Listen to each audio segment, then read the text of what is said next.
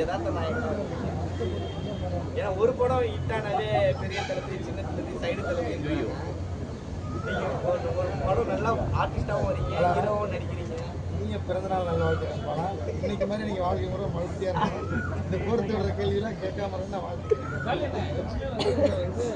நடிகர்ல வந்து ஆக்டரா வந்து பார்க்க மாட்டாங்க, எல்லாரும் சேர்ந்து சொல்றீங்க. இப்போ வந்து உங்களை வந்து ஒரு ஸ்டேஜில் வச்சு பார்க்குறாங்க, ஹீரோ வெற்றி அப்படின்னு பார்க்குறாங்க.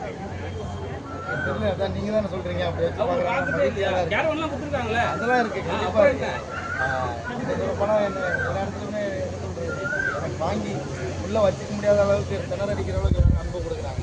அந்த அன்புக்கு நான் இந்த நன்றி தெரிவிக்கிறேன். சார், ஹீரோவாக நடிக்கிறதுக்கு அதிக சம்பளம் கேட்குறீங்களா? இந்த மாதிரி இதில் கூட இல்லை, தலைவன் தலைவியில் பார்த்தீங்கன்னா அந்த படத்தில் கொஞ்ச நேரம் பயங்கர அங்கே தான் எங்களுக்குலாம் ரொம்ப பிடிச்சி போச்சு படம். செகண்ட் ஹாஃப் நீங்கள் தான் அந்த மாதிரி இருக்கிறது சம்பளம் ஜாஸ்தியாக. ஏன்னா ஹீரோவாக வாய்ப்பு கொடுக்குறப்ப ஜாஸ்தியாக கேளுங்க.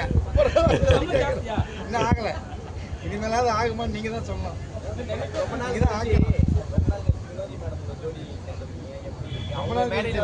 முதல் முறையாக அவங்களோட ஜோடி சேர்ந்து